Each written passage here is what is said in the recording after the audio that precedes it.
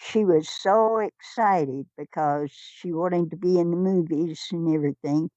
And I told her that I would put her in. And oh, she was real excited. And she was telling me she couldn't wait to get back to be in Sharky's machine. And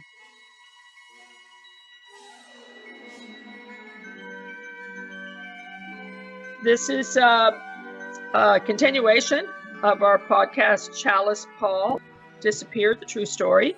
Today, our guests are Ann and Pam Fossier. That's how you pronounce it phonetically, but it's spelled differently. It's Fossier, and there's a story behind that. But anyways, the mother and daughter, they both live in the state of Georgia. I'm going to start off the interview with Pam, the daughter, who is on the other line. Hi, Pam. How are you? Fine. How are you? So, Pam, I believe that you and I met maybe, was it 4 years ago? We actually physically met, but before we actually met, I reached out to you to your place of business that I found you on Facebook. Is that correct? Yes. And that was what store was that? Bath and Body Works. Bath and Body Works, yeah. So anyways, when you heard that I was calling, you got a message from one of your constituents there that it was about a missing person case. Did you think right away it was about Chalice? Yes. That's the only missing person that came to mind for our lives. Yeah. So what did you do after you heard that I had called? Well, the way that I got the message said something about a missing person and a detective. So I checked with my mom to see if she had been contacted by a detective or anybody, and she had not. And so I asked her if there was any other missing person that anybody would be trying to talk to us about other than Chalice, and she said no. But I never said I was a detective.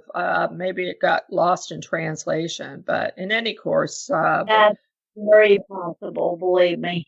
Yeah.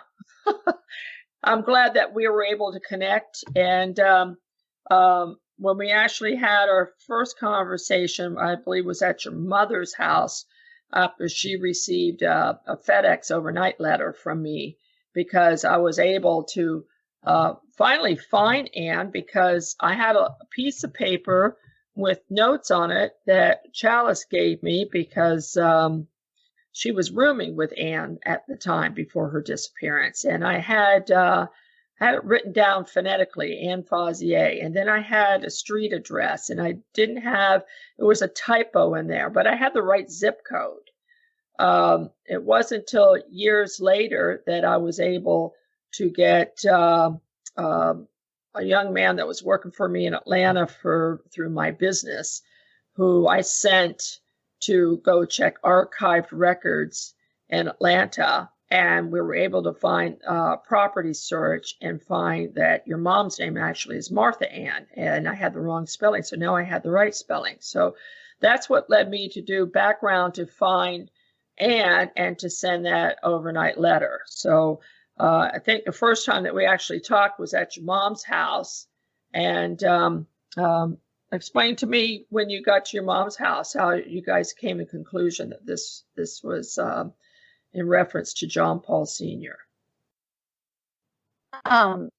Just, I don't remember exactly what you had put in the FedEx, but at the time we just looked that over and talked about it. And like I said, the only thing that we ever knew of anybody that disappeared that we knew was Chalice. And the minute Mom told me that she did not come back to her house, first thing I said to Mom was, he killed her.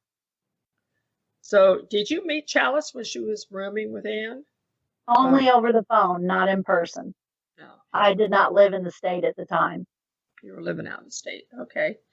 And did she leave any personal belongings behind? Because that was her last residence there. Oh yes, she was definitely planning to come back to the house. She had left chinchilla coat, a very nice one, some beautiful wrought iron bathroom like shelving and stuff you would decorate a bathroom with. Yeah. A lot of really nice clothes and a scrapbook that had all kinds of things about her and John Paul in there, and some of his racing emblems that you would like sew onto a jacket or something.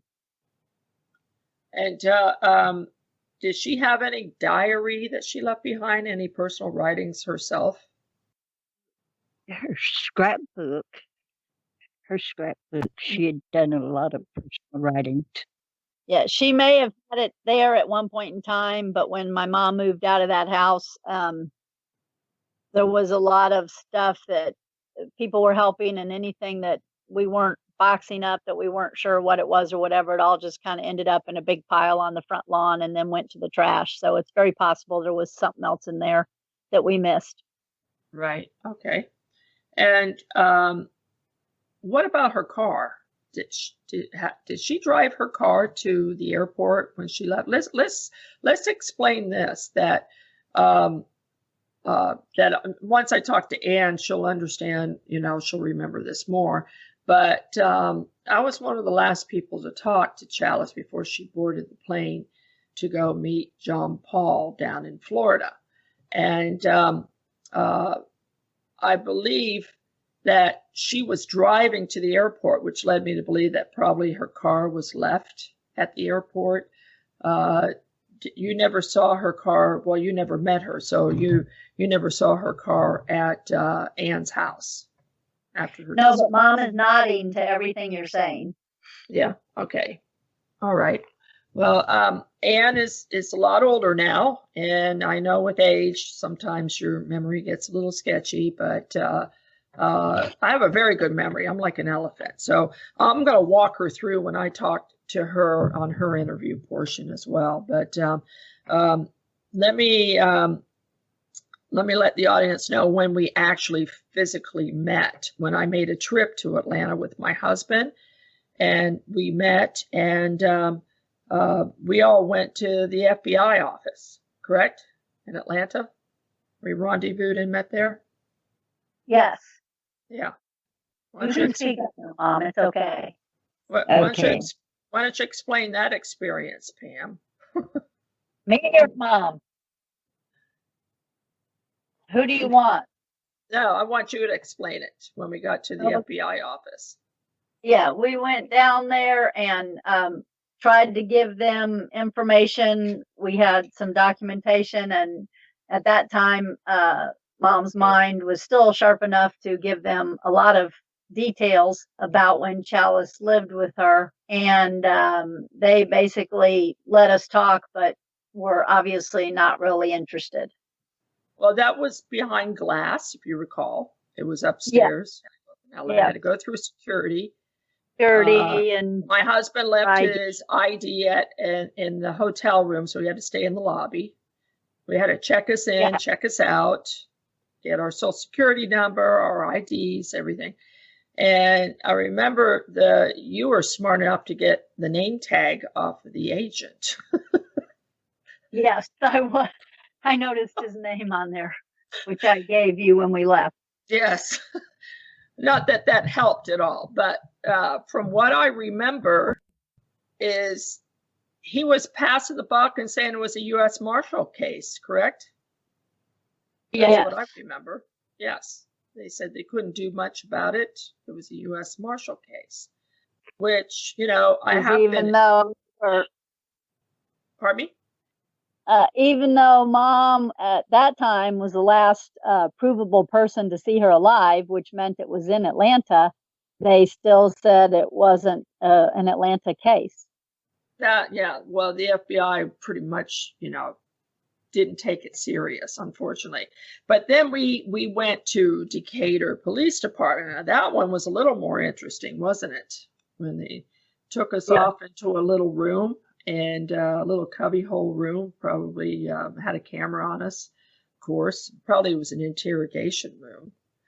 But Most likely. that's when I brought my 5-inch binder in, and the sergeant had absolutely no interest in looking at it. And Chalice's sister called, who's been, supportive and been a driving force for me too, to get justice for her missing sister. And he didn't even want to talk to her, if you recall that. Correct. Yeah. And that was you and Ann. And once again, we got the advice from Key West Police Department that we need to go back to Georgia, and because that was the last place she was seen alive. And of course, I had a live witness, your mother, sitting next to me, who was able to testify and let the sergeant know that this is, of course, a fact, that she was living with her when she decided to leave to go to Florida.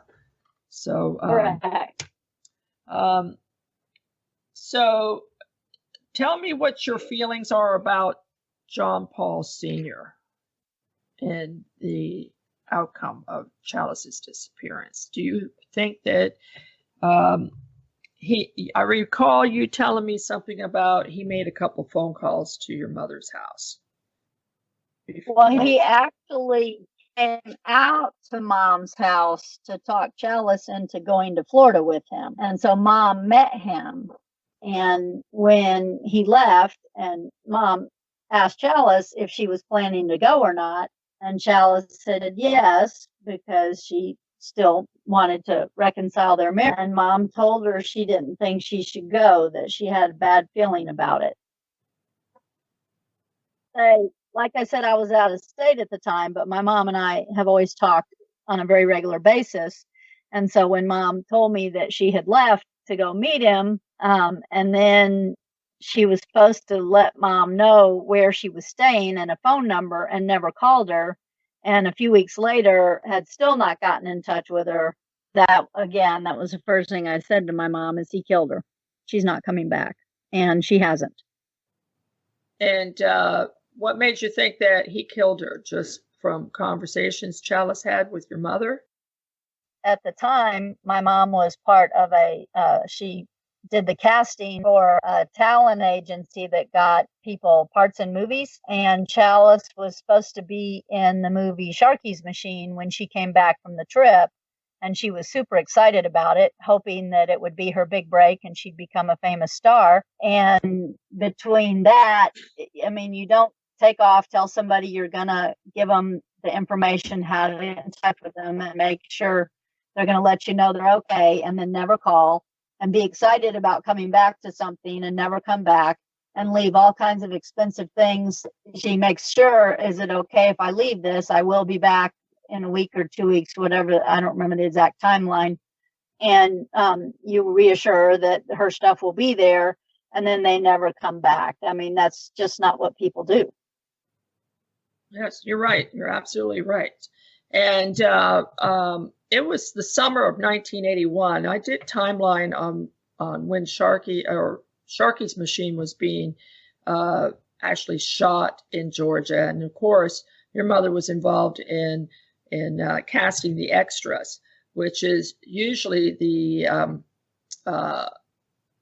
comes into the actual production end, because they would that's when they would show up for the scenes, correct? And from what I recall talking to Chalice, was that she was going to Florida for a week and then coming back. So I think that part that she was going to be in was going to be within a week or a week and a half after that. But she also had discussed with me over the phone, because I was living in New York City at the time. I'd already left Palm Beach and moved to New York, and then she moved back to Atlanta from Palm Beach.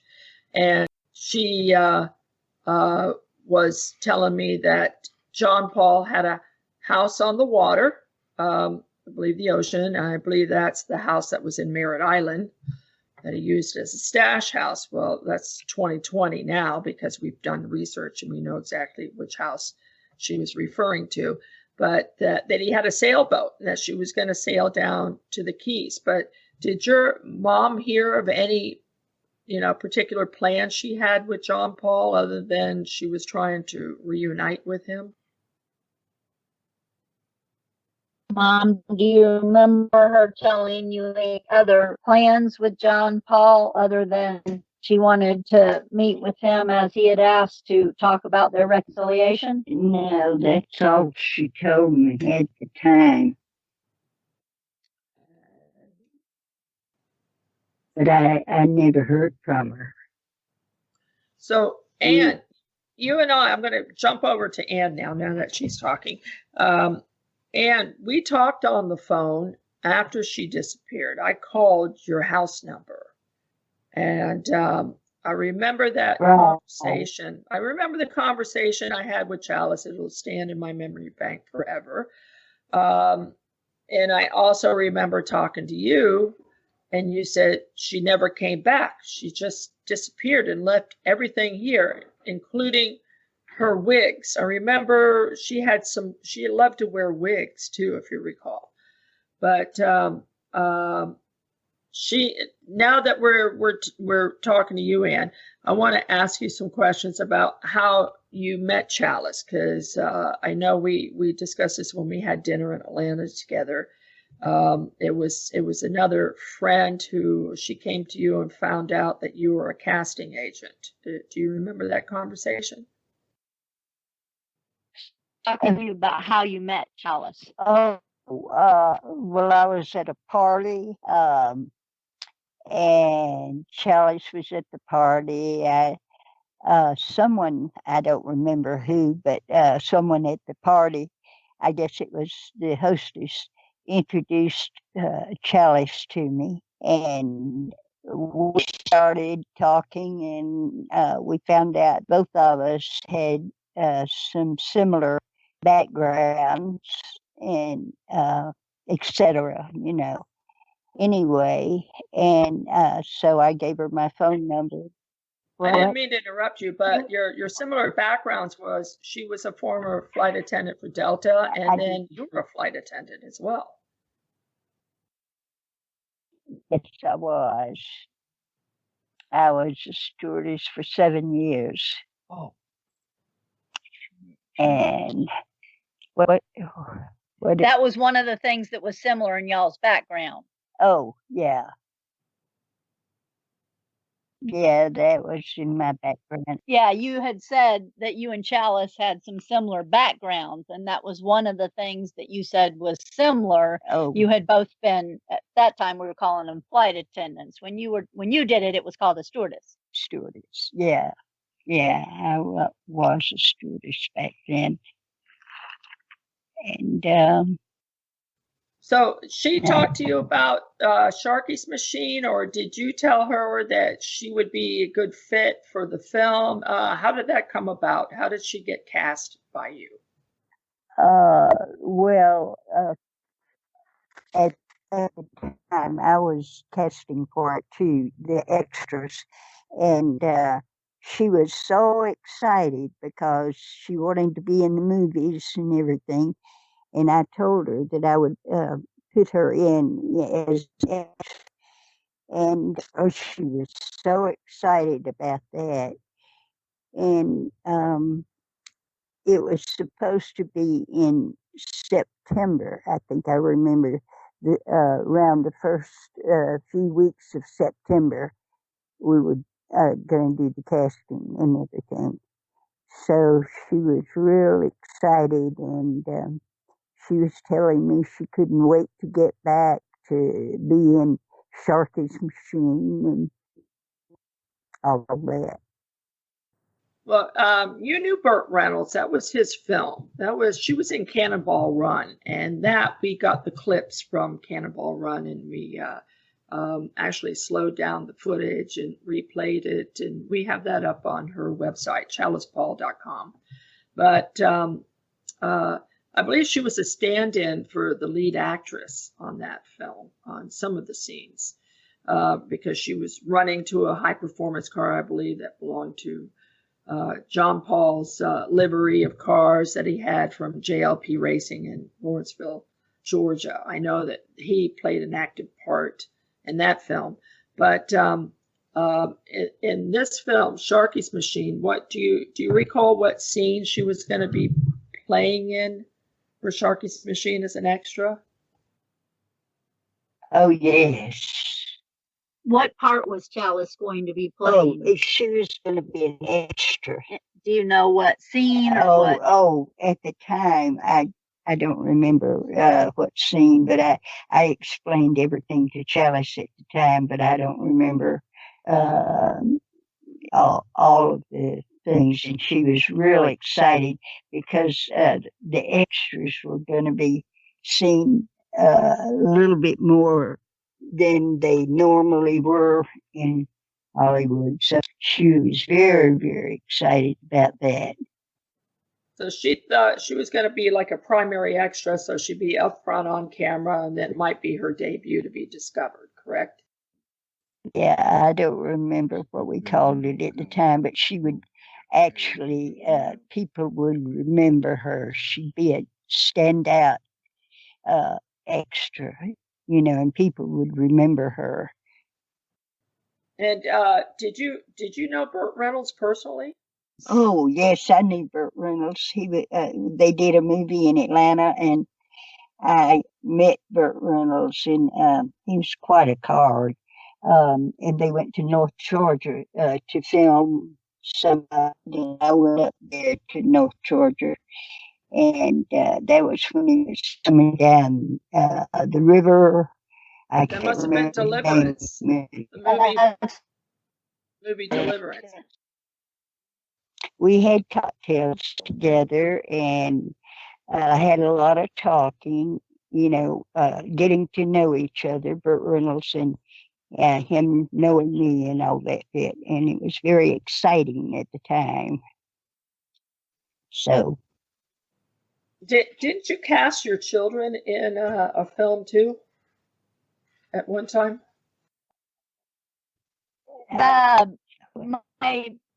My grandfather was in a scene in Sharky's Machine. She cast him. Oh. And he actually played the politician's father on the podium when he gave a speech. And then in that, and then there was some other movies where, like I said, I didn't live in the state at the time, so I was never in any of them. But my mom, my son Greg was in a lot of scenes too. Yeah. And my grandparents were in a couple of the other movies they were casting for also. Well, they were kind of extras in Sharky's Machine. Yeah, but other movies too. Mother and Dad. Yeah. Yeah. Well, I got a copy of Sharky's Machine. I'll have to look at it again, and maybe next time I'm in Georgia, we'll get together and we'll watch it together so you can tell me who's who in there. I actually want to talk a little bit about the scrapbook that you kept, Pam, because you were going to give that away. Why don't you explain that? I have that, and actually those are the memorabilia, the newspaper clips, everything that involves John Paul Sr. as a racing career. Chalice saved that and put together a scrapbook, which those were scanned with latex gloves to preserve the evidence, but that's what helped push my story through on chalicepaul.com. But explain the scrapbook. At one time, you were going to give that away, weren't you? Well, yes. I mean, when I first saw it at my mom's house, and we knew at that point that Chalice wasn't coming back, I just found it interesting. I had started watching some racing not long before that, and so I took it to read through it and look at all of it. And then I used to deliver for FedEx, and John Paul Jr. was actually staying at a hotel on my route one time, and he sent out a FedEx package. So I was thinking of trying to get it to him. I thought he might want it since it was a family thing, but he didn't actually bring the package to me. He just left it at the hotel desk. And the more I thought about it, the more I thought that it was better just to hold on to it for the moment. So I never tried to get back in touch with him to give it to him. Oh, thank God, because they got rid of anything else that was of memory of Chalice, from what I understand. So that was a godsend, and I'm glad you made that decision. And I'm so glad I found both of you and that we formed a friendship. And we had a wonderful dinner at City Fish Market in Buckhead. I remember Ann's face lit up. I think she had lobster. She hadn't had it for a long time. Yes, yes, her face definitely lit up. Yeah. I love that lobster. I said, order anything you want. And I said, would you like some lobster? And her face lit up. I remember that explicitly. And we're going to have to do that again, Ann, okay? I'm sorry I missed your birthday up there. I haven't been traveling at all. I did go to Hawaii last year, which is my #1 vacation spot. But now with coronavirus happening all over the world, and, especially here in America, how it has, spread everywhere in almost every state. I believe it's every state now. That I'm not sure when I'm going to get up there, but I want to do possibly a road trip and come up and meet you girls, and we'll go out to eat. And one last thing, Pam, when we did our law enforcement venture to try to get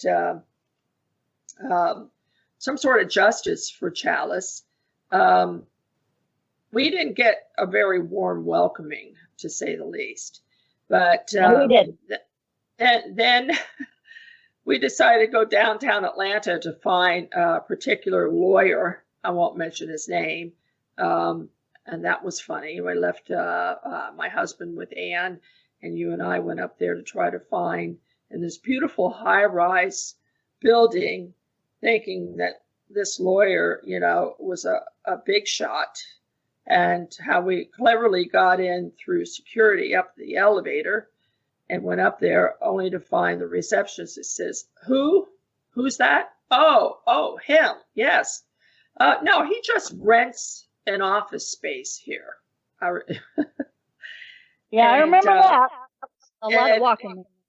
Yeah, we did a lot of walking, and I was like, so he's not that big a deal after all, But, the way people perceive themselves on the internet, you think they're bigger than life. But, and then when I actually drove by his house, I was shocked, the condition of the house. And but he was not even useful. And he said something very profound, because I met him in John Paul's house when Chalice was alive, when we made a trip to Atlanta to see Excalibur, the film that was doing a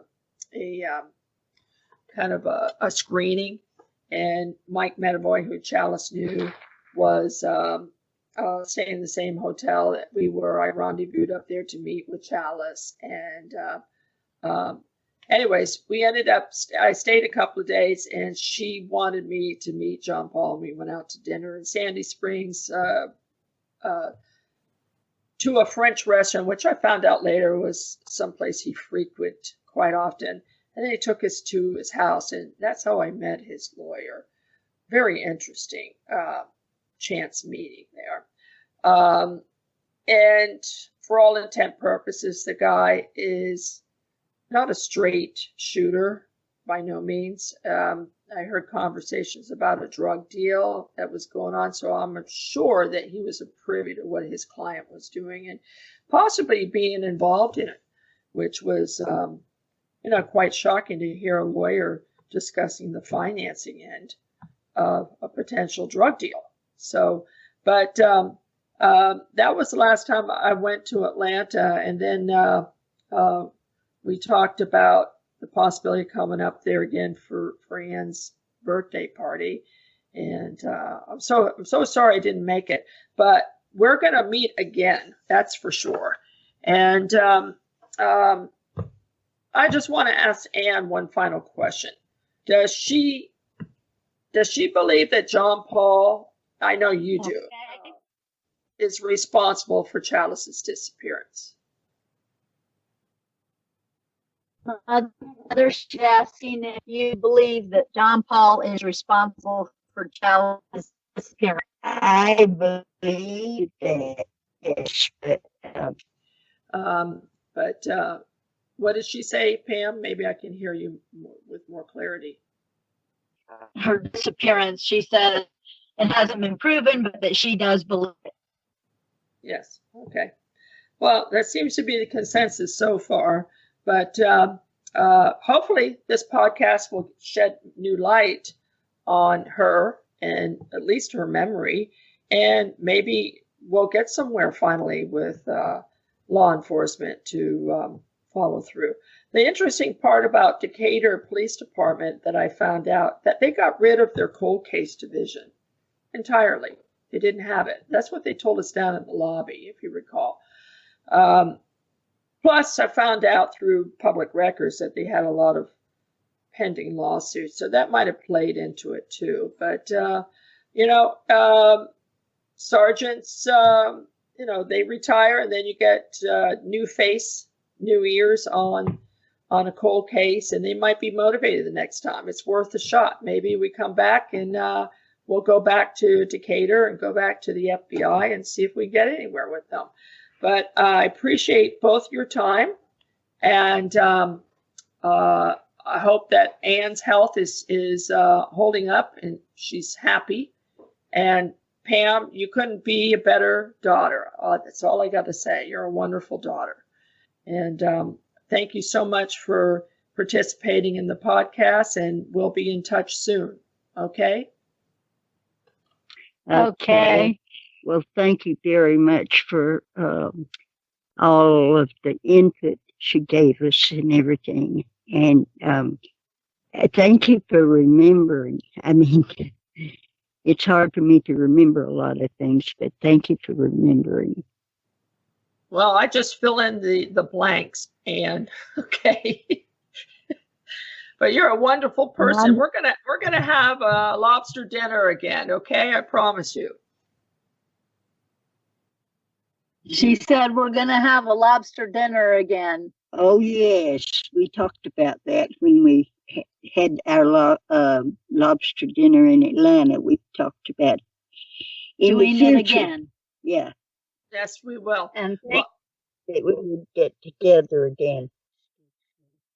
We will, I promise. But anyways, you two take care, and thank you so much, and enjoy the rest of the day, and be safe with coronavirus, please, okay?